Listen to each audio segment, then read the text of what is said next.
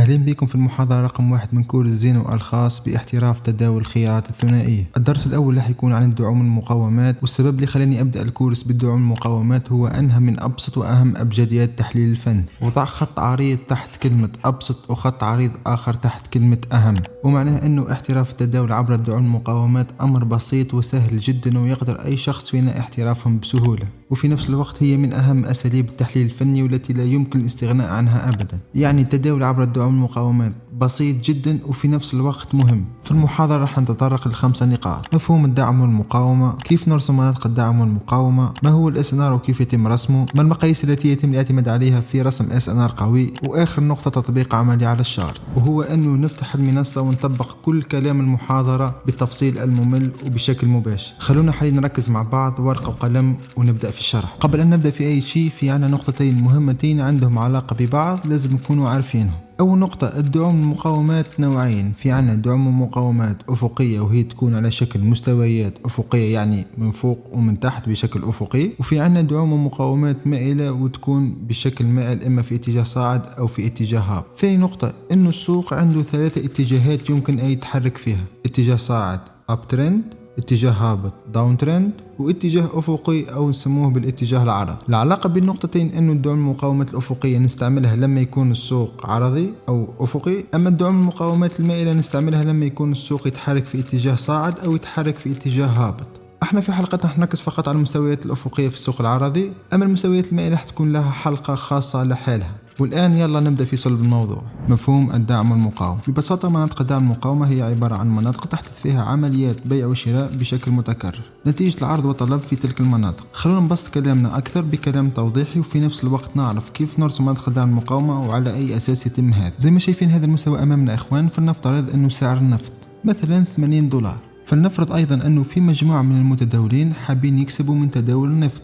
ركزوا معي يا اخوان، بدوا من هذه النقطة يشتروا النفط، وزي ما ملاحظين انه السعر بدا في الارتفاع مباشرة، وهذا اكيد بسبب الطلب. يعني بما انه في ناس حابة تشتري اكيد في طلب على النفط، واكيد بعد ما صار في طلب هذا خلى السعر يرتفع. شوفوا معي حاليا وين وصل السعر، وصل عند هذا المستوى السعر $130. هنا في هذه النقطة خلاص المستثمرين حققوا ارباح محترمة وببساطة راح يقرروا يبيعوا.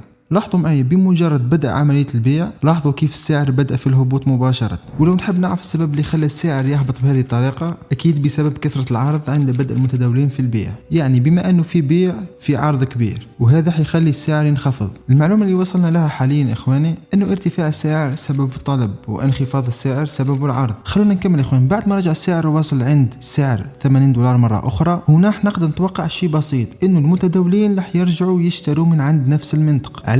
لأنه في السابق كانت منطقة طلب، وبالفعل زي ما شايفين أنه السعر حاليا في ارتفاع، وهذا لأن المتداولين عم يشتروا. لاحظوا معي السعر حاليا رجع وصل عند منطقة السعر $130. لو نشوف مع بعض عند هذه المنطقة إخوان، السعر المرة اللي فاتت انعكس من عنده ببساطة. لماذا؟ لأنها منطقة عرض، وأكيد هنا رح نشوف أنه في فرصة وناخذ صفقة بيع ورح تكون جيد. وبالفعل السعر معي حاليا في نزول زي ما شايفين، وهذا بسبب كثرة العرض. ولما يكون عرض كبير أكيد السعر رح ينخفض، ولما يكون طلب كبير اكيد السعر راح يرتفع. فهمتوا الفكره يا اخوان؟ شوفوا معي إذا رجع السعر وصل عند المستوى الاول وهو سعر $80، ونفس الشيء تكرر من جديد وانعكس السعر في صعود. وهنا وصلنا لشيء مهم جدا، انه لما يصل السعر لمنطقه الطلب نجد انه في قوه تدعم السعر في الارتفاع، ولما يصل السعر لمنطقه العرض نلاحظ انه في قوه تدعم السعر في الانخفاض. ومنه منطقه الطلب هي عباره عن دعم، ومنطقه العرض هي عباره عن مقاومه. منطقة الدعم تقدر تشبهها بالأرضية اللي يصعب اختراقها، وكذلك منطقة المقاومة تقدر تشبهها بالسقف الذي يصعب اختراقه. يعني كل ما يصل لها من السعر في احتمال أخذ صفقة عكسية. حاليا هذه اللي أمامنا منطقة دعم وهي منطقة مشتريين تحدث فيها عمليات شراء،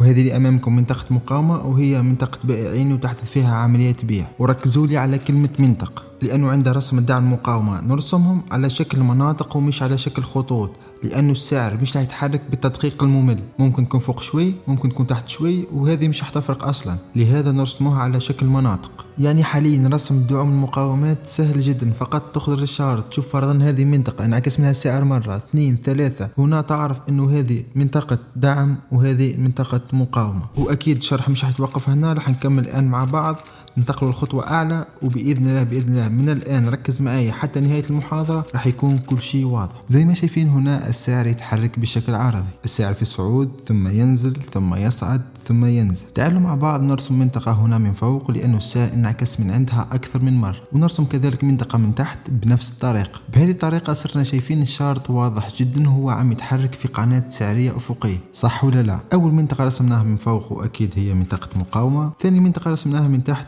وهي منطقة الدعم. شوفوا معي لما السعر بدأ في الانعكاس الآن من عند منطقة الدعم من تحت، هنا تأكد لي أنه ناخذ صفقة صعود، وزي ما شايفين النتيجة السعر كمل صعود حتى منطقة المقاومة فوق. نفس الشيء حاليا السعر عند منطقة المقاومة لاحظنا بداية انعكاس طفيف، هنا نقدر ناخذ صفقة هبوط وتكون ممتازة، ودي النتيجة. حد الآن أظن أنه كل شيء واضح. السؤال مطروح حاليا، هل السعر رح يبقى دائما يحترم هذه المناطق وينعكس من عندها؟ أكيد الجواب لا، لأنه عارفين أنه السوق دائما التغير. فلنفرض حاليا أنه السعر لما وصل لمنطقة الدعم وبدأ في الانعكاس وصل لهذه النقطة فقط، مباشرة بدأ في الرجوع، يعني ما قدرش أصلا يوصل لمنطقة المقاومة. تمام، بعد ما ورجع لنفس النقطة اللي هي منطقة الدعم مباشرة اخترقها بقوة، يعني كسرها. تمام، بعد ما كسرها انعكس مرة أخرى ورجع عند منطقة الدعم، صحح عندها ورجع نزل مرة أخرى. هنا وصلنا لنقطة جديدة، إنه منطقة الدعم تحولت لمنطقة مقاومة، يعني هذه المنطقة اللي أمامنا هنا هي منطقة دعم وفي نفس الوقت منطقة مقاومة. حاليا سؤال مطروح، هذه المنطقة وش نسموها؟ لو أقول لكم منطقة دعم راح تقولوا لي يزين عليه راهي مقاومة في هذه المنطقة، والعكس لما أقول لكم منطقة مقاومة راح تقولوا لي راهي دعم زي ما أنت شايف هنا، صح ولا لا؟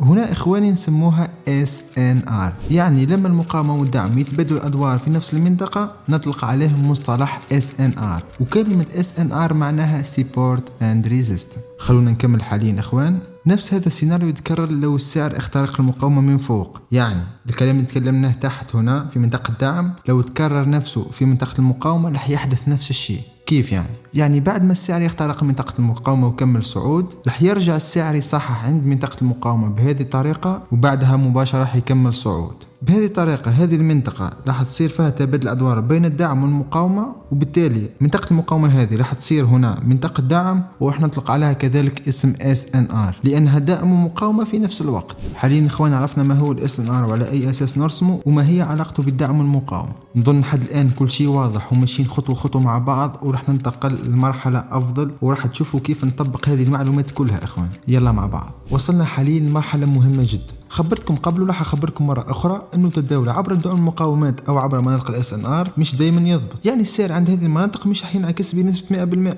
وأكيد هذا شيء طبيعي لأنه السوق دايما تغير. لكن خلي في بالك أنه في مقاييس تساعدنا حتى نزيد فرصة نجاح صفقتنا. أوكي ركزوا معي شوي وراح أفهمكم أكثر. لازم تكونوا عارفين أنه مناطق SNR تختلف، زي ما في عنا SNR قوي يوجد كذلك SNR ضعيف، واكيد مناطق SNR ضعيفه مش لازم يتم الاعتماد عليه ونعتمد فقط على مناطق SNR قويه، لانه كل ما كان SNR قوي كل ما زادت فرصه نجاح صفقتك. بمعنى انه لما يكون SNR قوي لما يوصل السعر لمنطقه الدعم او المقاومه من الواجب احترامه والانعكاس من عنده، يعني لما يقرب السعر من المناطق الانعكاسيه راح يحدث انعكاس بنسبه عاليه. السؤال مطروح حاليا، كيف راح نفرق بين SNR القوي وبين SNR الضعيف؟ ببساطة عند رسم SNR في عنا 4 مقاييس لو توفرت معناه انه هذا SNR القوي يمكن الاعتماد عليه، مش شرط تتوفر كلها لكن من 2 فما فوق شيء يكون جيد، وكل ما توفر منها أكبر عدد كل ما كانت المنطقة أقوى ويمكن الاعتماد عليه، يعني توفر 4 أفضل من توفر 3 وتوفر 3 أفضل من توفر 2 وهكذا. بالنسبة لهذه المقاييس هي كالتالي: مناطق SNR واضحة وتحديدها سهل جدا على الشارت،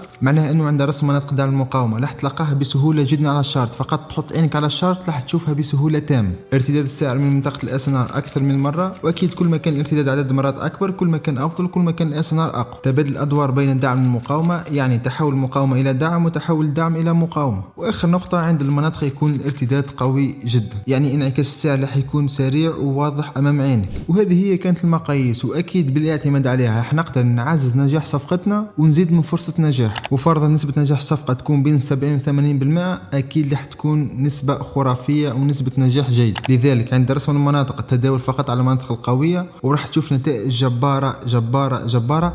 عن طريق ماذا؟ عن طريق الدعم والمقاومة فقط. وكل اللي تكلمنا فيه اليوم راح نروح مع بعض على الشارت حاليا ونعمل تطبيق مع بعض، وراح تشوفوا كيف راح تكون نتائج جيدة، وراح اشرح لكم بالتفصيل ممل بشرح، وراح يكون شرح عملي وفي نفس الوقت تعليمي اكثر، لانه اكيد لما يكون في تطبيق راح تكون في الافادة اكثر، لانه لما اشرح واطبق لكم الكلام هذا اللي تكلمناه في الكورس راح يكون الافادة اكبر وراح الناس كل تفهم اكثر. يلا مع بعض الان الى المنصة. احنا حاليا في الجزء العملي يا اخوان، وهذا هو اهم جزء من الدرس، يعني اللي تكلمناه كل في الدرس راح نطبقوه حاليا مع بعض على الشارت. هذا هو الصح. تابع معي وركز معي، وبإذن الله من هنا حتى نهاية الفيديو راح يكون كل شيء واضح، وراح تقدر تحترف التداول عبر دعم المقاومات على المنصة. راح نتعلموا مع بعض كيف نرسموا SNR قوي عن طريق المقاييس اللي تكلمنا عليها قبل اخوان، لانه عن طريق هذه المقاييس راح نعرفوا هل هذا SNR قوي او لا، واكيد بهذه الطريقة راح نزيدوا في احتمال نجاح صفقتنا. قلنا قبل في انه عندنا 4 مقاييس يمكن الاعتماد عليها. اول مقياس وهو مناطق SNR تكون واضحة على الشارت ويمكن تحديدها بسهولة. حاليا لو ننظر للشارت واضحة انه هذه منطقة مقاومة، هذا اول SNR. واضحة انه هذه منطقة دعم، هذا ثاني SNR، صح ولا لا؟ يعني على الشارت اخوان حددناهم بسهولة تامة.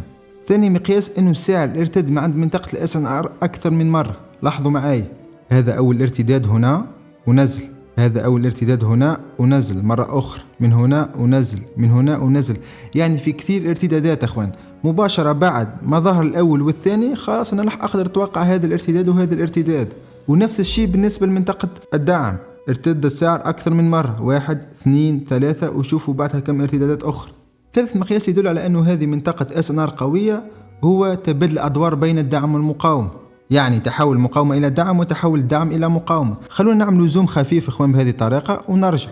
شوفوا معي، نرسم خط مع بعض مع عند هذه المنطقة، أقول منطقة مش خط، تمام؟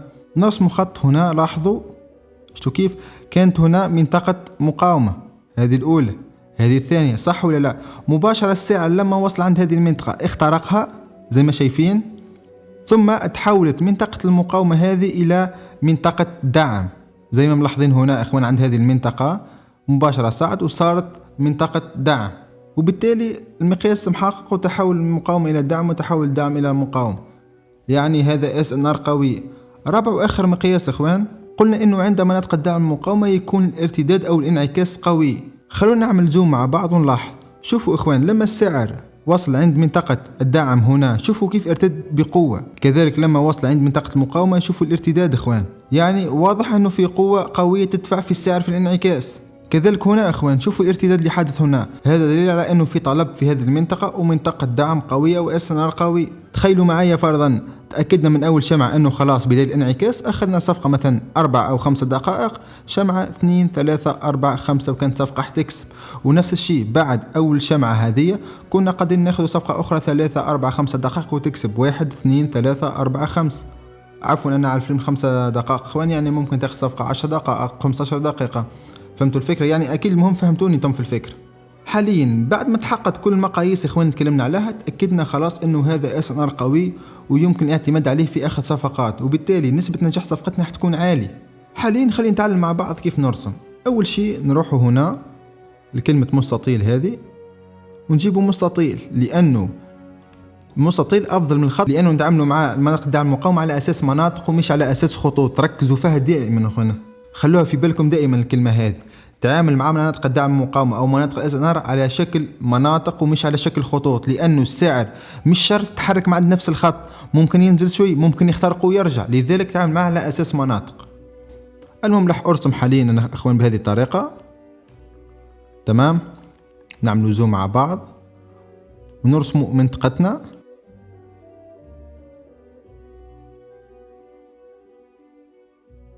كذلك نمدد من هنا اخوان به يكون كل شيء واضح، نمدد اقصى ما نقدر، هكذا سيكون جيد.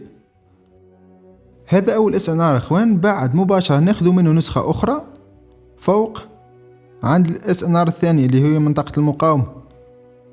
شو كيف اخوان؟ شو كيف تم الرسم بطريقة سهلة جدا؟ لاحظوا معي السعر حاليا اخوان، لو نشوفوا السعر صعد وصل عند هذه المنطقة، انعكس من عندها، تمام، قرب تقريبا لهذه المنطقة ثم انعكس مرة اخرى، بعد رجع كمل هبوط. كذلك يعتبر اخوان انعكس من عند هذه المنطقة هنا، صح، لانه قلنا نتعامل معها على اساس مناطق. شوفوا هنا كيف انعكس، نفس الشيء هنا. شوفوا معي رجع مرة اخرى صعد، بمجرد انه صعد احنا وش كنا قادرين نعمله؟ بعد أول شمعة كنا قادرين ناخذ صفقة هبوط لمدة 3 4 5 شمعات. تمام. علاه؟ لأنه أولا هذه منطقة SNR قوي، صح ولا لا؟ والسعر انعكس أكثر من مرة من عند هذه المنطقة، وهذا دليل قوي، وكذلك منطقة واضحة ويمكن تحديدها بسهولة. لو أخذنا صفقة بهذه الطريقة، صفقة مكسب، صح ولا لا؟ مباشرة راجع السعر عند هذه المنطقة، صعد شوي ثم نزل. انت هنا ركز، بعد أول شمعة كان صعود قوي جدا، صح؟ هذا دليل على دخول قوة الشرائية في السوق. كنت قادر تاخذ صفقة 3 4 شمعات، 1 2 3 4، وحتى لو أخذت 5 كانت تكسب الصفقة. بسيطة جدا. شوفوا معي السعر هنا إخوان، السعر وصل عند هذه المنطقة، انعكس من عندها الأولى ثم وصل لها مرة أخرى. شفتوا كيف انعكس؟ أنا هنا كنت قادر بعد هذه الشمعة أخذ صفقة صعود وكانت راح تكسب. من بعد لاحظنا أنه السعر اخترق، راجع مرة أخرى اخترق وصحح. هنا إخوان دليل على أنه في صفقة هبوط، ونقدروا ناخذوا مثلا صفقة في الهبوط. مش عارف كم راح تدخل الصفقة، دقيقة. صفقة مضمونة بإذن الله ب$5000، هبوط لمدة 10 دقائق، وركزوا معي راح تكون صفقة مكسب بإذن الله. عليه؟ لأنه تحليلنا واضح، سعر صاعد اخترق مباشرة. لما راجع إخوان حدث تصحيح لمنطقة المقاومة هذه، صح ولا لا؟ مباشرة أكدت بعد هذه الشمعة أنه خلاص السعر رح ينزل حتى هذه المنطقة بشمعتين. تمام. وراح تشوفوا معنا صفقة كيف تكسب. عليه؟ لأنه هذه منطقة قوية، انعكس من عندها السعر هنا، ركزوا معي، انعكس مرة أخرى هنا، وكذلك في الماضي منطقة انعكاسية. حتى لو تشوفوا هنا إخوان حدث ريجكشن، حتى الريجكشن هذا اللي حدث دليل على أنه السعر دائما مش قادر يخترقها المنطقة بسهولة. فرضا هنا إخوان شوفوا معي السعر كيف اخترق المنطقة، شمعة 2 3، هنا في عنا مومنتوم صعود، صح ولا لا؟ عارفين مومنتوم معناها ظهور أكثر من شمعة خضراء أو حمراء، لكن ظهورها وراء بعض باندفاع قوي. في هذه الحالة إخوان أنت ما تدخل صفقة انعكاسية هنا، عليه؟ لأنه في مومنتوم، ومومنتوم يدل على أنه السعر ممكن يخترق السعر. لذلك أنت لازم تنتظر تشوف السعر هل راح يرجع ينزل، ولو شفتيه أنت فرضا نزل بهذه الطريقة مثلا شمعتين هكا، تقدر تتأكد وتاخذ صفقتك مباشر. ما تكونش متسرع انت، مباشرة يصل السعر لهذه المنطقة مثلا لمنطقة الدعم او منطقة المقاومة، مباشرة تاخذ انت صفقتك. لا، لازم تنتظر التأكيد، واللي هو الانعكاس الطفيف. بداية انعكاس السعر انت تقدر تبدأ تدخل صفقتك. ودائما الربع المقاييس اللي قلت لك عليها لو توفرت لك معناها SNR انت اللي رسمه راهو صحيح وراهو قوي، وتقدر تعتمد عليه بنسبة 70-80% راح تكون صفقاتك ربح. خلونا نكرر مرة أخرى أخوان، بما أنه صفقات شغالة عادي نحن ننساها احنا مع بعض ونشرحه كذلك شوي. خلونا نشرحوا السيناريو مع بعض أصدقائي. شوفوا معي السعر هنا كانت هذه منطقة مقاومة، صح ولا لا؟ شوفوا معي السعر، أوكي، جا هنا السعر اخترق منطقة المقاومة، وبالتالي بعد ما رجع عند منطقة المقاومة هنا تحولت منطقة المقاومة إلى منطقة دعم، وبالتالي راح نسموها SNR. هذه أول علامة تدل على أنه هذا SNR قوي. نكمل مع بعض. لو نلاحظ حاليا انه السعر لما يرجع عند SNR يكون الاندفاع السعر او الارتداد السعر قوي. شوفوا اخوان، بمجرد انه قرب شوفوا السعر كيف صعد بسرعة. نفس الشيء مع عند هذه المنطقة كيف صعد بسرعة، نفس الشيء من هنا اخوان، شفتوا كيف؟ نفس الشيء هنا خلاص بدينا نتأكدوا باللي هذا SNR قوي ونقدر نعتمدوا عليه في اخذ صفقات. كنت قادر تاخذ صفقة هنا تكون مكسب، نفس الشيء هنا كنت فرضا قد تاخذها من هنا. اوكي اخوان، واضح جدا كلامي. ولو جيتي فرضا انت متأخر كنت راح تشوف انه كل الشروط اللي تكلمنا عليها متحقق، انعكاس اكثر من مرة متحقق، المناطق يتم تحديدها بسهولة على الشارت متحقق، تبادل الادوار بين دعم المقاومة متحقق، الارتدادات القوية متحقق. يعني خلاص ادخل صفقاتك وانت عينك مغمضة. لكن الشيء الواحد اللي حاب اقوله لك، ما تدخلش صفقتك مباشرة بعد وصول السعر لمنطقة SNR. فرضا هنا لما السعر وصل، مش انت هنا مباشرة تروح تدخل، لا، لازم تنتظر هذا الانعكاس يحدث. شو كيف اخوان؟ بدينا نشوفوا انه في السلوك السعري بدا يتغير، والسعر بدا يتغير في اتجاهه. هنا تأكد لي حدوث هبوط. تمام، كنت قد تدخل من نص هذه الشمعة او حتى من هنا وتكسب الصفقة عادي جدا. تمام. انت فرضا هنا نزل السعر، لما وصل هنا لا، ما تدخلش انت من عند هذه الشمعة، انتظر السعر يبدأ في الرجوع في الصعود ومن بعد خذ صفقتك. عليه هذه احتياطات اخوان لأنه أكيد السعر ممكن يخترق. كيف يخترق؟ فرضا شوفوا معايا هنا السعر، شوفوا معايا وصل عند هذه المنطقة، رجع بقى في المنطقة، ما صعدش أصلا، صعد فقط شوي وما تعتبرش أصلا صعود. شوفوا كيف اخترق المنطقة، صح ولا لا؟ لذلك لازم نكونوا احنا نأكدوا الصعود تاعنا أو الهبوط تاعنا. هنا في هذه الحالة انت واش كنت قادر دير؟ تشوف مباشرة السعر صحح، رجع عند هذه المنطقة هاو يتحرك، كنت هنا في هذه الحالة تبقى فقط تنتظر، لأنه ما كانش فرصة جيدة. شوف هنا السعر وصل للمنطقة صح، انعكس من عندها، شوفوا هنا عند نفس المستوى انعكس من عندها قبل، بمجرد انه ظهرت هذه الشمعة خلاص بتتأكد انه في هبوط. ولو اخذت صفقتك 3 4 دقائق 5 دقائق او 5 شمعات، هذه اول شمعة، ثاني شمعة، ثالث شمعة، رابع شمعة، وكانت حتكسب الصفقة عادي جدا صح. نفس الشيء هنا اخوان، شفنا صعود قوي ناخذ صفقتنا من هذه الشمعة، شوفوا كيف حدث الصعود. نفس الشيء هنا، صفقة مضمونة بنسبة 100% مع المومنتم كنت يحتخذها. حاليا احنا منتظرين صفقتنا اخوان. شوفوا السعر اخوان، احنا ممكن المدة اللي اخترناها تاع الصفقة كانت شوي طويلة، لكن عموما اوكي. علاه يا اخوان؟ لانه السعر خلاص وصل للمنطقة وبدأ ينعكس من عندها، فاهمين؟ شوفوا السعر رجع لمس المنطقة او يرجع ينعكس. نفس الشيء والله يا اخوان، تداول عبر دعم المقاومات ممتع وممتاز جدا. شوف سعر وصل عند هذه المنطقة، شوفوا كيف انعكس مرة أخرى، شوفوا كيف انعكس. بمجرد حاليا وصل السعر هنا، كنا قادرين لما نشوفوا التراجع هذا كنا قادرين ناخذ صفقتنا مع الانعكاس ونكسبوها عادي جدا. مدة اختياري للصفقة كانت سيئة نوعا ما، كانت فيها شوي سرعة، لكن عموما بإذن الله صفقتنا تكسب وعادي جدا.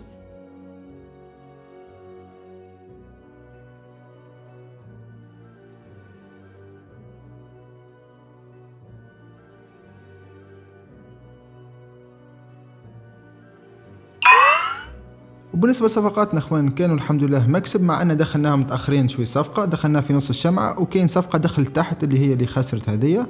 عموما عادي الحمد لله، صفقات مكسب. وهذه كانت صفقة سريعة، ما كناش اصلا ناويين ندخلوا صفقات. تمام، شفتوا كيف قدرنا نحققوا ارباح.